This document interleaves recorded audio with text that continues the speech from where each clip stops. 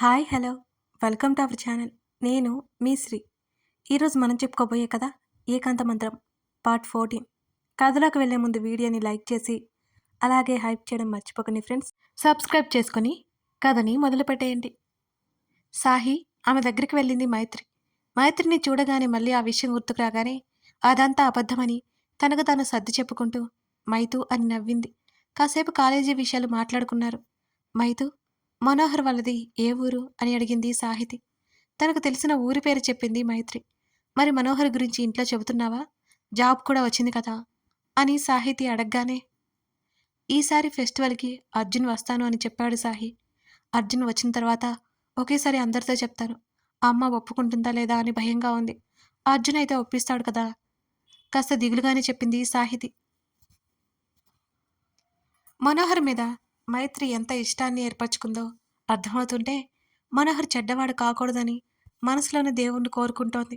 వీలైనంత త్వరగా ఇంట్లో చెప్పు మైతు, ఆ తర్వాత అన్నీ అర్జున్ చూసుకుంటాడు అంది. సాహితీ మాటల్లో ఆంతర్యం అర్థం కాని మైత్రి మామూలుగానే చెప్పిందని సరే అన్నట్టు తల ఊపింది. మనోహర్ కలవాలి అన్న విషయం చెప్పలేదు సాహితికి. ఎందుకంటే అలాంటివి సాహితీకి ఇష్టం ఉండవు కాబట్టి. మనోహర్ మీద నెగిటివ్ ఇంప్రెషన్ వస్తుందేమని మైత్రి భయం. ఎంత కూల్గా ఉందామనుకున్నా మనోహర్ మీద సాహితీకి మొదటి నుంచి ఇంకెందుకో అనుమానం. మనోహర్ పేరు ఎత్తితే చాలు నెగిటివ్ వైబ్స్ వస్తూనే ఉంటాయి. అది ఎందుకో అస్సలు అర్థం కాదు. సాహి అంటూ ఆలోచనలో ఉన్న సాహితిని కదిపింది మైత్రి. హా అంది. అంతగా ఏం ఆలోచిస్తున్నావే అని అడిగింది మైత్రి. కొంచెం టైట్గా ఉంది మైతు అని అంది సాహితి. అవునా, ఇప్పుడే కదా కాలేజ్ నుంచి వచ్చావు, వెళ్ళి రెస్ట్ తీసుకో. సాహితిని పంపించి అక్కడి నుంచి ఇంటికి వచ్చింది మైత్రి. ఆలోచనలు అక్కడితో వదిలేసి కాసేపు అలా రెస్ట్ తీసుకుంది. రోజులు వేగంగా గడుస్తున్నాయి. అర్జున్ వెళ్ళి 2 నెలలైపోయింది. అతన్ని అందరూ మిస్ అవుతున్నా త్వరలోనే వస్తామని అతను చెప్పాడు. ఆ రోజు కోసం ముఖ్యంగా మరీ ఎదురు చూస్తోంది సాహితి. సినిమాకి వస్తారా మీ ఇద్దరు అంటూ మైత్రి సాహితి దగ్గరికి వచ్చింది వైష్ణవి. నువ్వు నీ మూవీస్ పిచ్చి కసిరింది సాహితి. లేకపోతే ఏం చేయాలి, మీలాగా చెక్కబదం చేసుకుంటూ ఇంట్లో కూర్చోవాలా? వస్తారా రారా అని అంది వైష్ణవి. నాకు హెల్త్ అప్సెట్ అయింది, నాకైతే బోర్, నేనైతే రాలేను అని చెప్పింది మైత్రి. అది రాలేదని నువ్వు రాను అన్నావనుకో చంపేస్తా అంది వైషు తన్ని చూస్తున్న సాహితిని చూసి. వైషు, ఆదివారమైనా ఇంట్లో రెస్ట్ తీసుకునేవే. సాహి ప్లీజ్, మనకి తోడుగా అనిల్ కూడా వస్తాడట, భయం అక్కర్లేదు. గట్టిగా ఫిక్స్ అయినట్టున్నావు కదా అంది సాహితి నిట్టూరుస్తూ. ఆ మాటకి పల్లికిలించింది వైష్ణవి. మైతు, నువ్వు కూడా రావచ్చు కదా అంటూ మైత్రి చేతిని పట్టుకుంది సాహితి. వద్దు సాహి, ఈసారికి మీరు వెళ్ళిరండి, అంతసేపు మూవీ హాల్లో ఉండలేనులే అని అంది మైత్రి. మైత్రిని ఎక్కువ ఇబ్బంది పెట్టకుండా మార్నింగ్ షోకి వెళ్ళారు. ఏమైనా అవసరమైతే తీసుకొస్తాడని అనిల్ కూడా తీసుకెళ్లారు. అనిల్ ముందు రాను అనడంతో అర్జున్కి ఫోన్ చేయించి మరీ అనిల్ని ఒప్పించారు ఇద్దరు. సాహితికి చాలా బోరింగ్గా ఉంది. వైష్ణవి మాత్రం నోరు తెచ్చుకొని ఆ మూవీ చూస్తోంది. అనిల్ ఏమో ఏమైనా తీసుకొస్తా అని అక్కడి నుంచి బయటికెళ్ళాడు. వాళ్ళ ముందు సీట్ నుంచి మాటలు వినిపిస్తున్నాయి. వాళ్ళిద్దరూ ప్రేమ పక్షులని అర్థమైపోయింది సాహితికి. ఫోన్లో ఉన్న అర్జున్ ఫోటో చూసుకుంటూ ఆమె కూర్చుంది. అర్జున్, చాలా మిస్ అవుతున్నాను నిన్ను. నిన్ను చూడకుండా ఇన్ని రోజులు ఉండడం చాలా కష్టం కదా, త్వరగా వచ్చేయచ్చు కదా అని అనుకుంటూనే ఆ ఫోటోనే చూస్తుంది సాహితి. మను ప్లీజ్, ఇది సినిమా హాల్ అంటున్న అమ్మాయి గొంతు వినిపించి ఉలిక్కిపడి చూసింది సాహితి. వాళ్ళ ముఖాలు సరిగ్గా కనిపించడం లేదు ఆమెకి. మను అనగానే అనుమానం మొదలైనా అర్థం లేని అనుమానాలకు తన్ని తానే తిట్టుకుంది సాహితి. ఏదైనా తీసుకొస్తానని అతను చెప్పి బయటికి వెళ్ళడం వినిపిస్తూనే ఉంది సాహితీకి. ఇంతలో ఇంటర్వెల్ ఇచ్చారు. లైట్స్ ఆన్ అయ్యాయి. ముందు ఉన్న అమ్మాయిని చూడాలనే క్యూరియాసిటీ ఉంది సాహితీలో. ఆ అమ్మాయిని చూసి బాగుంది అనుకోకుండా ఉండలేకపోయింది సాహితి. వైష్ణవి చెప్పిన లిస్ట్ అంతా మోసుకొచ్చాడు అనిల్. సాహితీకి చిప్స్ ఇచ్చేసి సమోసా కోక్ ఖాళీ చేసే పనిలో పడ్డారు అనిల్ వైష్ణవి. సాహి కోక్ తీసుకో అనగానే చిన్నగా నవ్వి వద్దని చెప్పింది. అనిల్, అది కోక, తాగదులే, నాకిచ్చేయి అంటూ లాక్కుంది వైష్ణవి. వైష్ణవిని చూసి ఇద్దరూ నవ్వుకున్నారు. వైషు, నాకేం నచ్చలేదే, వెళ్ళిపోదామా? అంది సాహితి. సాహి, ఇంకో గంట కళ్ళు మూసుకుని ఓపిక పట్టు. నాకైతే చాలా నచ్చింది. ఇంతవరకు హాల్లో నుండి కదిలేదే లేదు. తేల్చి చెప్పింది వైష్ణవి. వచ్చిన పాపానికి తప్పుకుందా అనుకుని కూర్చుంది. లైట్స్ ఆఫ్ అయ్యాయి. చిప్స్ తింటూ నిట్టూర్చింది సాహితి. మళ్ళీ సినిమా స్టార్ట్ అయింది. గడ్డం కింద చేయి పెట్టుకుని ఆ సినిమాని చూస్తుంటే తెలియకుండానే ఆ హీరో హీరోయిన్ ప్లేస్లో అర్జున్ని తన్ని ఊహించేసుకుని ఆమె నవ్వుకుంటోంది సాహితి. మను అంటూ నవ్వుతోంది ఆ అమ్మాయి. ఊహల నుంచి బయటకొచ్చి పడింది సాహితి.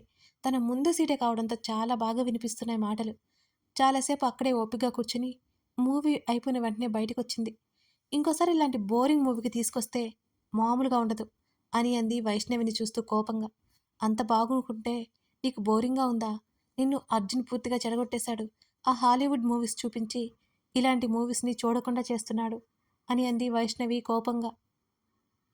నోరు ముయ్యవే, నువ్వు బోరింగ్ సినిమాకి తీసుకొచ్చి అర్జున్ని ఎందుకంటున్నావు అని అరిచింది సాహితి. అర్జున్ మీద ఒక్క మాట కూడా పడనివ్వదు అని నిట్టూర్చింది వైష్ణవి. వాళ్ళలో వాళ్ళే మాట్లాడుకుంటుండగా మనోహర్ వాళ్ళ ముందు నుంచి వెళ్ళడం చూసేసింది సాహితి. హేయ్ సాహి, నీకతను గుర్తున్నాడా? మైత్రి వాళ్ళ బ్యాచ్ అనుకుంటా. మనోహర్ సార్ అని అంది వైష్ణవి. ఆ, నాకు తెలుసు, మా సీనియర్ అన్నాడు అనిల్. తనకే తెలుసు అని చెప్పే లోపల ఒక అమ్మాయి మనోహర్ చేతిని పట్టుకుని బైక్ దగ్గరికి వెళ్ళింది. ఆ దృశ్యం చూసి షాక్ అయిపోయింది సాహితి. కాలేజీ చాలా సైలెంట్గా ఉండేవాడు. పర్లేదులే, ఇప్పటికైనా గర్ల్ ఫ్రెండ్ని మెయింటైన్ చేస్తున్నాడనమాట అనుకుంటా అని నవ్వాడు అనిల్. వైష్ణవి కూడా అనిల్తో పాటు నవ్వింది.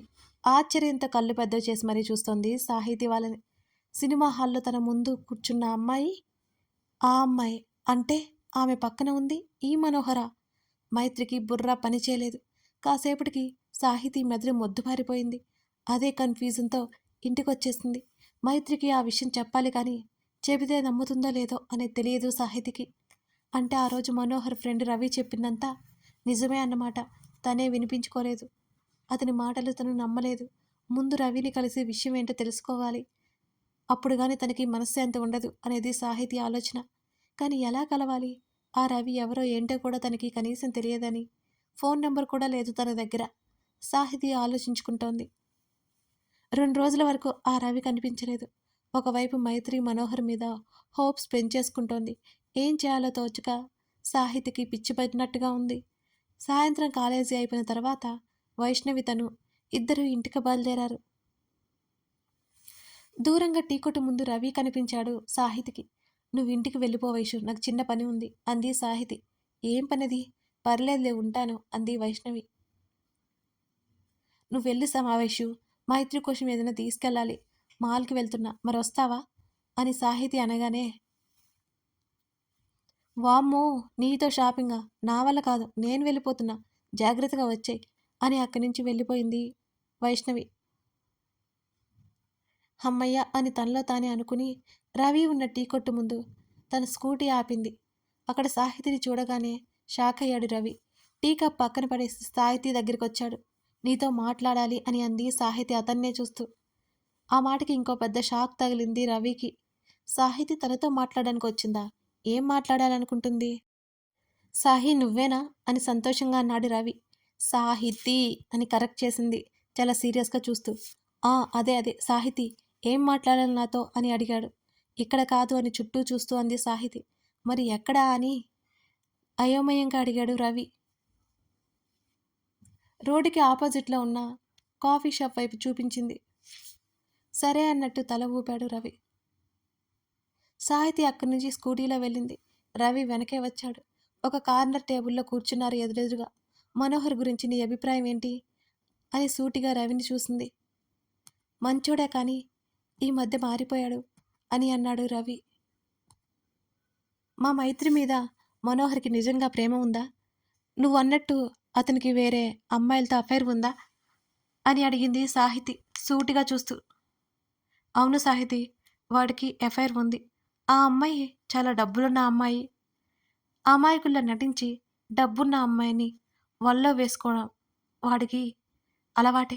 సరైన అవకాశం కోసం చూస్తుంటాడు అని అన్నాడు రవి. నీ మాటలు నేనెలా నమ్మాలసలు అని అడిగింది సాహితి. ఇది నా మొబైల్ నంబర్ అంటూ సాహితికి ఒక నంబర్ చెప్పాడు.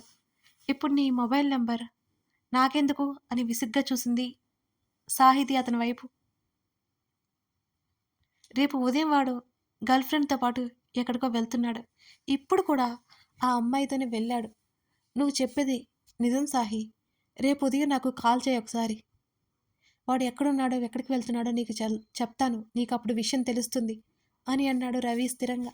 మా మైత్రికి కూడా డబ్బు కోసమే ప్రేమిస్తున్నట్టు నాటకం ఆడుతున్నాడా అని అడిగింది సాహితి ఆశ్చర్యంగా రవిని చూస్తూ. అవునన్నట్టు నిలువుగా తల ఊపాడు రవి. రవి చెబుతున్న ఒక్కొక్క మాట వింటుంటే తల పేలిపోయేలా ఉంది సాహితికి. సరే, రేపు నాకు మనోహర్ ఎక్కడికి వెళ్తున్నాడో చెప్పు. నా కళ్ళతో నేను చూస్తే గాని నువ్వు చెప్పే మాటలు నమ్మలేను. నమ్మనట్టే చెప్పేసింది సాహితి. నిజంగా నమ్మేది కాదు కానీ సినిమా హాల్లో తను చూసింది నిజం కాబట్టి మనోహర్ గురించి సాహితి నమ్మక తప్పడం లేదు. అలాగే సాహితి, నా మాట నిజమని నువ్వు నమ్ముతావు అని అన్నాడు పల్లికిలిస్తూ. మనోహర్ నెంబర్ తీసుకుంది రవి దగ్గర. సరే బాయ్ అక్కడి నుంచి వెళ్ళిపోయింది సాహితి. మనోహర్ గురించి నేను బయటపడ్డానికి ఒకే ఒక కారణం ఉంది సాహితి. నువ్వు నాకు కావాలి సాహి. అందుకోసం మనోహర్ని బలి చేయక తప్పట్లేదు. వాడేమి నీతిమంతుడు కాదు. డబ్బు కోసం నీ ఫ్రెండ్ని ప్రేమ పేరుతో నాటకం ఆడుతున్నాడు. అంతకంటే డబ్బులున్న అమ్మాయి కనిపించగానే ఆ అమ్మాయిని పెళ్లి చేసుకోవడానికి చూస్తున్నాడు. కేవలం నువ్వంటే ఇష్టంతోనే నేను ఇలా చేస్తున్నాను. నువ్వు నాకు కావాలి సాహితి, కావాలి అని అనుకున్నాడు రవి. నవ్వుకున్నాడతను. అర్జున్, సాహితికి కాల్ చేసి 2 రోజులవుతోంది. ఎప్పుడు కాల్ చేసి ఏదో ఒకటి మాట్లాడుతూ ఉండేది సాహితి. ఏదో వెల్తిగా అనిపించింది అతనికి కూడా. ఆమె ఎందుకో ఫోన్ కాల్స్ చేయట్లేదో అర్థం కాలేదు. అర్జున్ నుంచి స్వయంగా కాల్ రావడం ఆశ్చర్యానికి గురిచేసింది సాహితికి. మాట్లాడి 2 రోజులే కదా, అప్పుడే కాల్ చేస్తాడేంటి అనుకుంది అయోమయంగా. అర్జున్ అని అంది నవ్వుతూ. సాహి, నువ్వు బాగానే ఉన్నావా అని అడిగాడు అర్జున్. బావున్నాను అర్జున్. ఏమైంది అని అడిగింది సాహితి. ఏం లేదులే, ఊరికే అడిగాను అని అర్జున్ చెప్పాడు. ఎప్పుడొస్తున్నావు మరి అని అంది సాహితి. ఫోన్ ఒక చెవి దగ్గర నుంచి మరో చెవికి మార్చుకుని మేబీ నెక్స్ట్ మంత్ అని అన్నాడు అర్జున్. వావ్ అర్జున్, నిజంగానా? ఆశ్చర్యం ప్లస్ ఆనందం కలగలిపి ఉన్నాయి ఆమె ముఖంలో.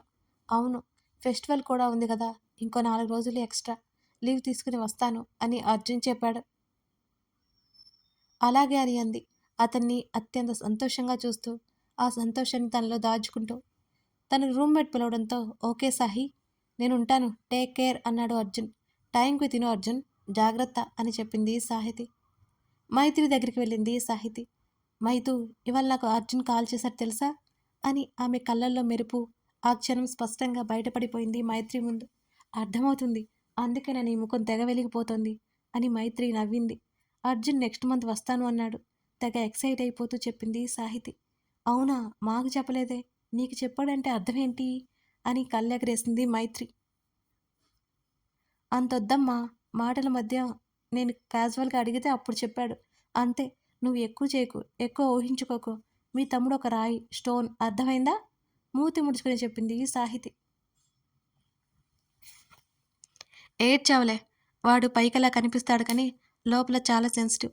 ఏదైనా బ్యాడ్ ఇన్సిడెంట్ జరిగితే దాని నుంచి త్వరగా బయటికి రాలేడు అని చెప్పింది మైత్రి. సర్లే, హెల్త్ పూర్తిగా సెట్ అయినట్టే కదా నీకు అని సాహితి అంది. ఆ, ఎప్పుడో సెట్ అయిపోయింది. నీ ఫ్యూచర్ అత్తగారు నన్ను బయటికి కదలనిస్తేగా దీనంగా మొహం పెట్టింది మైత్రి. మా అందరికీ నీ సంతోషమేది కదా ముఖ్యం మైతు. కాబట్టి ఇంట్లో బుద్ధిగా కూర్చో. మైత్రి తల మీద చిన్నగా తట్టింది సాహితి. నువ్వు అలాగే చేశావంటే మా తమ్ముడికి చెప్తా మైత్రి బెదిరించింది. నీకు నీ తమ్ముడికి అంత సీన్ లేదులేమ్మా. పెళ్ళయ్యాక చూడు, మీ తమ్ముడు సాహి సాహి అని నా పేరే కలవరిస్తాడు అని ఊహల్లో తేలిపోతూ చెప్పింది మైత్రి. ఒక్కసారిగా సాహితీ వీపు మీద ఒక్కటిచ్చింది మైత్రి.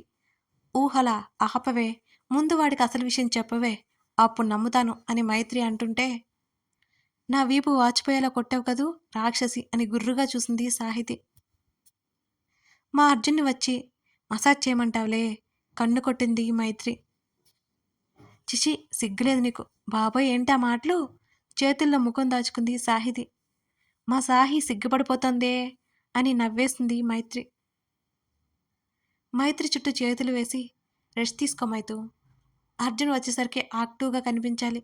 నేను కూడా వెళ్లి బజ్జుంటా. మీ తమ్ముడు నా కల్లోకొస్తే నేను లేకపోతే మళ్ళీ వెళ్ళిపోతాడేమో అని ఆకాశంలోకి చూస్తూ చెప్పింది సాహితి. నీకు బాగా పిచ్చి ముదిరిందని నాకర్థమైంది. ఈసారి అర్జున్ వచ్చినప్పుడు నువ్వు నీ ప్రేమ విషయం చెప్పలేదు అనుకో, నేనే చెప్పేస్తా జాగ్రత్త అని బెదిరించింది మైత్రి. కథ కొనసాగుతోంది. మైత్రి, సాహితీల స్నేహం మరింత మధురంగా ముందుకు సాగుతోంది కదా! మనోహర్ గురించి సాహితీ పూర్తిగా తెలుసుకొని, అతని బారి నుంచి మైత్రిని కాపాడగలుగుతుందా? లేదా? తెలియాలి అంటే ఈ కథ మీరు పూర్తిగా చూడాల్సిందే. ఇంకా మన ఛానల్‌ని సబ్స్క్రైబ్ చేసుకుని వాళ్ళుంటే సబ్స్క్రైబ్ చేసుకోండి friends. Thank you for watching this video.